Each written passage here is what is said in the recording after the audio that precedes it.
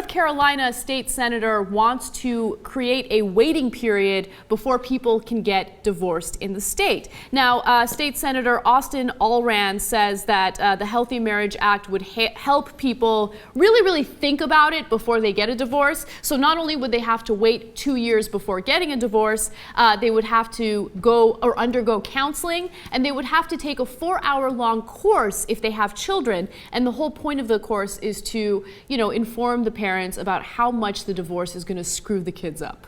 It's an interesting idea. Drop it.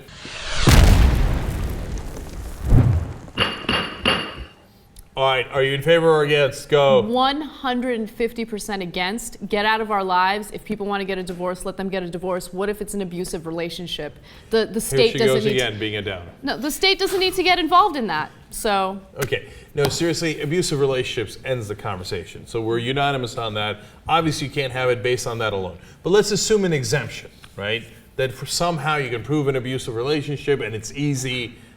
Already trying to prove an abusive relationship is a terrible idea, okay? Mm-hmm. But I'm just saying, put that aside. If it's just a regular divorce that does not have to do with that, does it make sense for them to sit down and say, let's think this through here? I mean, I think people make rash decisions getting into marriage. Sometimes they make rash decisions getting out of marriage. So what? Let them make rash decisions. I don't care. But it affects the kids, and the kids are a legitimate state interest. Not buying I don't want to get involved in their relationship. I don't want to make decisions for them. I don't want to make them wait 2 years. And by the way, a divorce already takes an extremely long time. You have to, sign papers and blah, blah, blah. It's not like you just go to some courthouse and say, I want to get a divorce. Okay, bada bing, bada boom. Bada bing, bada boom. All right, Jerry Jackson. Well, I think as we were saying earlier, it's extreme for amount of things you may have to go through. But I have no problem with having a way to see things through. You can't make people do anything. I'm never for that.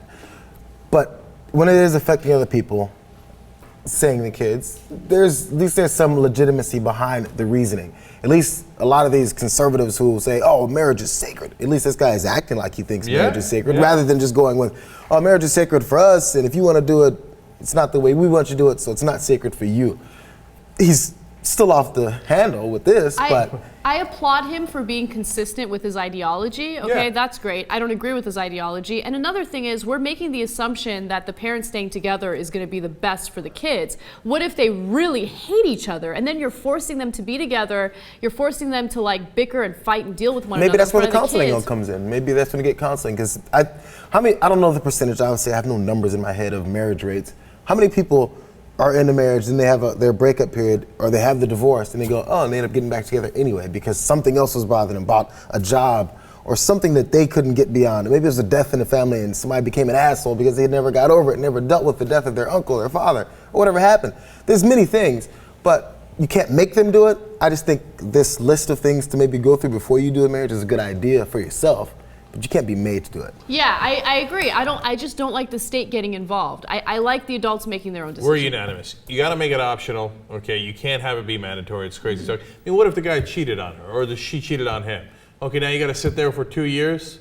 What if they continue to cheat, and you got to go back you stay with him for 2 years and say, oh yeah, and then I banged the other girl at work, and then I banged my secretary, and then I went out to a bar and banged another. Oh right, you were friends with her. Oh, that's a shame. Yeah. Okay. No.